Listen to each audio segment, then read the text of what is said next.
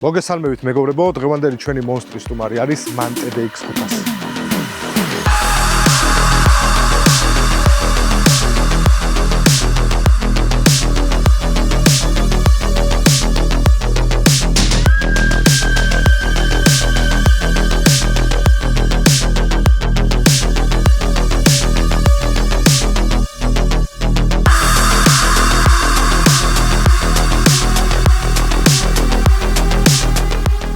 დღევანდელ ჩვენს ვიდეოში ვისაუბრებთ ამ კონკრეტულ მანზე და ზოგადად მანზე ვისაუბრებთ, თუ როგორი სატვირთოა, როგორი გამძლეობა აქვს და რა შესაძლებლობებია. კონკრეტულად ეს მანი არის 2018 წლიანი, რომელიც ასე ვიყიდეთ გერმანიაში და ასე ჩამოვიდა. არაფერი არ გაუკეთებია მე პატრონეს, რაღაც წვრილმანი რაღაცეები გააკეთა და მეტი არაფერი არ გაუკეთებია. ზოგადად მანი არის ძალიან რბილი მანქანა, იმიტომ რომ წინა და უკანა მხარესაც პადუშკებზეა, ასევე ეგრეთ წოდებული კაბინაც პადუშკებზეა და ძალიან რბილი სატვირთოა. ეხლა დღესაც რო ვიარე ამ სატვირთოთი ხო, რაღაც გავლები ვიყავით მე და ჩემი მეგობარი გასული, დაფთან შედარებით კიდე უფრო რბილია, იმიტომ რომ წინა დაფს რომელი დაფიც გადავიღეთ, იმას არ ქონდა წინა პადუშკები და ძალიან დიდი შედარება ქონდა ბუგრაკზე, როცა გადავდიოდით აი წოლიარე პოლიციაზე, წინა პადუშკებზე რო არის კიდე სატვირთო, ძალიან სხვა შედარება ქონდა ცოტა რა. როგორც გადავხედე ინფორმაციას, ჩავწვდი თავის დროზე მანი გამოუშვია ჯარისთვის, რომელიც ემსახურებდა ბატალიონებს ტვირთის გადაზიდვას და ასე შემდეგ რა. ყველაზე კარგი ძრავები ყოფილა მანში ზოგადად 420, 440 460, 480 და 500 ცხენიანი ძრავები, რომელიც რესურსიანი ძრავებია და აქვს იმის რესურსი, რომ იმუშაოს მასშტაბურად და გამძლეობაშიც ძალიან კარგია. 2012 წლიდან 16 წლამდე მანს ჰქონდა პრობლემები, პატარა წვრილმანი პრობლემები ჰქონდა, რომელიც მე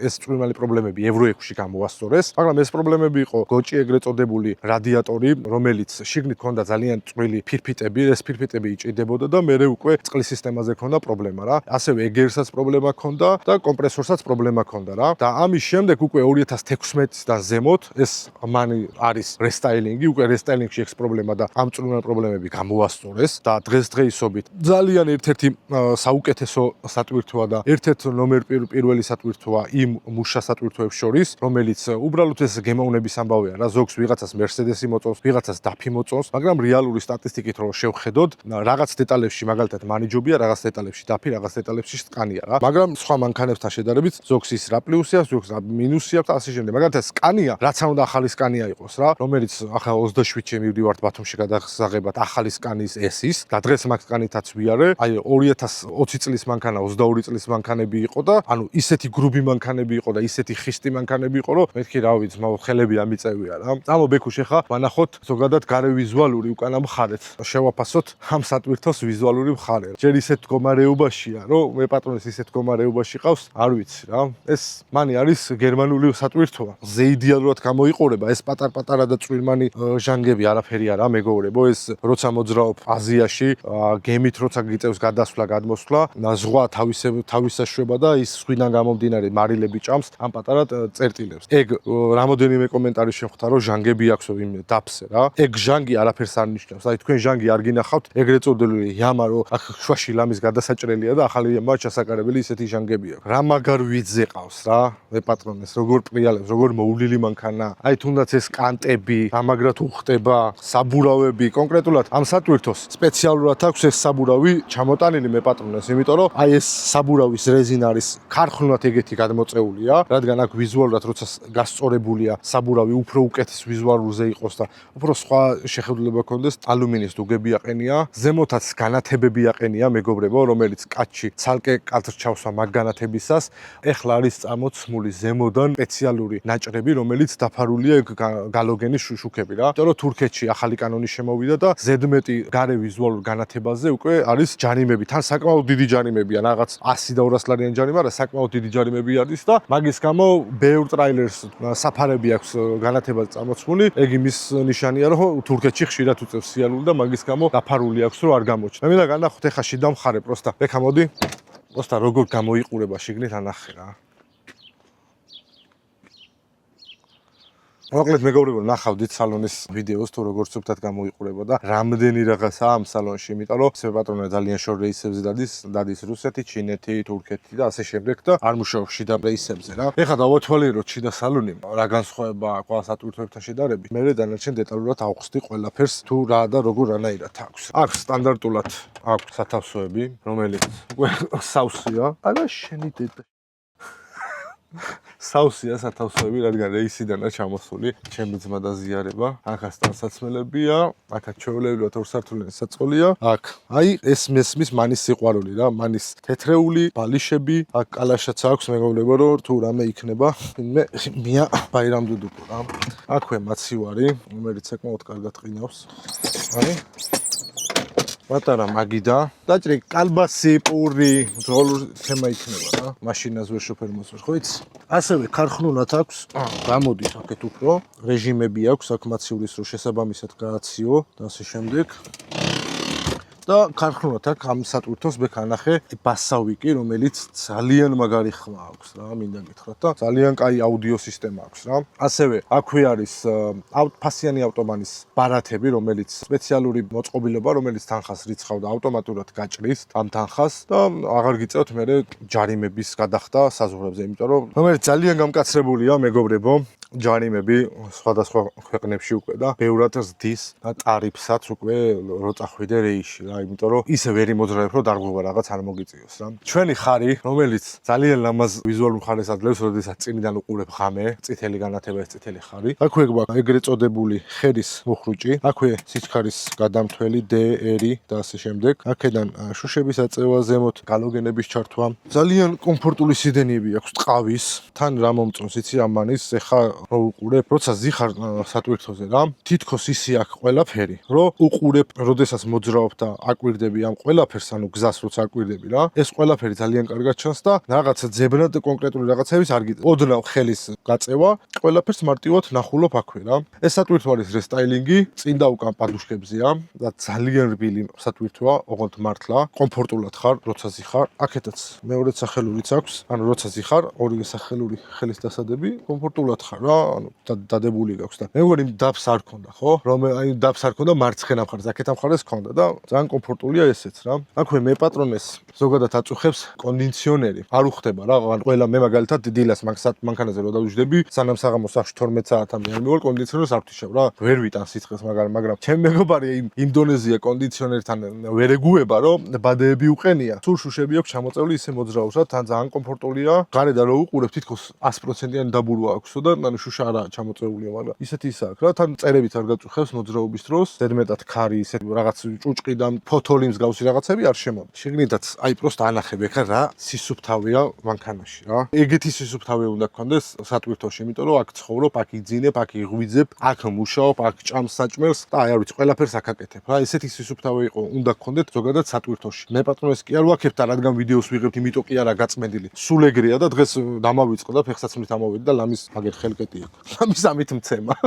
ვიცნობ ზოგიერთ ძღოლს, რომელიც მანქანაში რო ახვალ, რავი, ისეთი სუნი აქვს მანქანაში, ისეთი სუნი დგას, რომ რაც არ უნდა შეასხა სუნამოები არ ყოფნის თმაო რა. სივრცე, ეს არის მაღალჭერიანი თან და სივრცე საკმაოდ კარგია რა, იმიტომ რომ ეხლა ძალიან მაღალი ადამიანი თუ ხარ, ვერ გაიმართები, შეიძლება 2 მეტრიანი თუ ხარ, მაგრამ საშუალო სიმაღლე 1.70 m, 1.80-85-ისთვის იდეალურია რა, როცა დგახარ, ანუ გამართულად გახარ, ყველაფერს მარტივად არ გაწუხებს, დისკომფორტი არ გაქვს რა, რაღაცას რო აკეთებან. აქაც მეორე სართული საწოლი, ეს წითელი განათება, რომელიც ძალიან ეფექტურია ღამე და ლამაზია. აქვე მე პატრონეს აქვს გაკეთებული თავის გვარის ნომერი, რომელიც უკვე თურქეთში აკრძალეს და ჯარიმებს წერენ. ასევე გაითვალისწინეთ, რომ საქართველოშეთ მსგავსი ნომერი თუ გაქვთ და საქარე მინაზე ჩამოდებული ჯარიმებია, აი ძალიან სერიოზული ჯარიმები იწერება მეგობრებო რა. გავიაროთ ფექა? დავიდეთ? წამო. აბა შეაფასე ბექა შენს. როგორია? ეხლა წავალიქეთ ბუგორაკებია და გადავივლი და ნახეთ, პროსტა სიამოვნება აქვს, როცა გადადიხარ ბუგორაკზე რა, ანუ ძალიან რბილია. ეს არის მანის საფირმო სიგნალი, მეგობრებო. ამას სხვათა შორის განსხვავებული რეტარდერი აქვს რა. მაგალითად, დაფსე რო ნახეთ, დაფსე ხო გახსოვს როგორ ჩამოდიოდა რა. ამას ეგრე არ აქვს, ამას 10-ით ჩამოუსვა მასე. მერე მიყვება რეჟიმი, აი მაგალითად განახებ ახლა რა. ნახე. ზემოთ აწევ, ზემოთ ადის რა, აღარ უნდა ჩამოწევა, აწევა და ასე შემდეგ. ეხლა წამო გადავიაროთ ჩვენ იქეთ ბუგურაკებზე, განახებთ როგორი სირბილი აქვს. თან ამ რესტაილინგს მინდა გითხრათ, რომ კონკრეტულად ამ სატვირთოს რა, აქვს ზოლებზე მიყოლის რეჟიმი. ასევე აქვს, ნახე ახლა ბუგურაკზე გადავიდა და როგორი ბილია ცნო.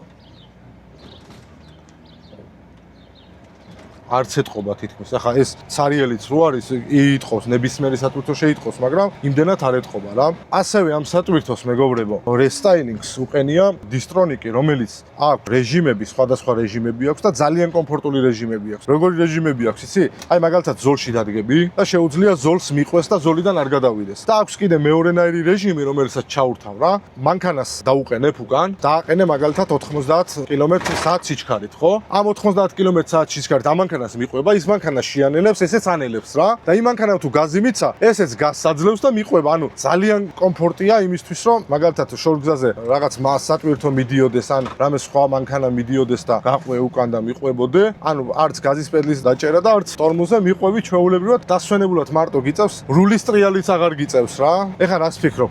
დაფსეც ხო ვიჯექით, დაფთან შედარებით სივრცე, სიარული რა როგორ მოგწონს? რასაც შენ უყურებ? სივრცე მეგონია იმას უფრო მეტი ხონდა. იმას უფრო მეტი ქონდა?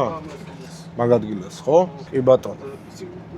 სიარულშიც ხოლმე უყურე ხარ რა ხდება? არის განსხვავება, როდესაც ცენტრში აძლევ შეკვეთას რა. თუ შენ გინდა რომ ახლო მანძილზე იმუშაო და კარიერზე იმუშაო, ზოგადად შეიძლება სხვა ტიპის ისაგიწყოთ რა, სატვირთო აგიწყონ და როდესაც უკვე შორტ რეისებზე მოსამოძრაოდ პირებს სიარულს, უკვე სხვა ეგრეთ წოდებული პასაჟირი, მარჯვენა მხარეს ვინც გიზის რა, არაფერს არ წარმოადგენს დიდად სატვირთოში. პროსტა აქვს სიდენია რა. ხოთა შორის წყობის სიდენია კომფორტულია, მაგრამ ცოტა სიცხეში იქნება შემაწუხებელი რა, მაგრამ კონდიციონერი ჩართავ და გაგრილდები, ეგეც არა პრობლემაა, მაგრამ როგორც აი მოსავლელად და საწმენდად ძალიან კაი ვეშია რა, ჩემი აზრით. ეხლა რომ მოძრავ და დავდივარ, იმენა ერთი სიამოვნებაა რა. 0-100 გავტესტოთ?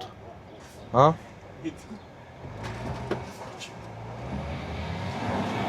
ბუქსაობს.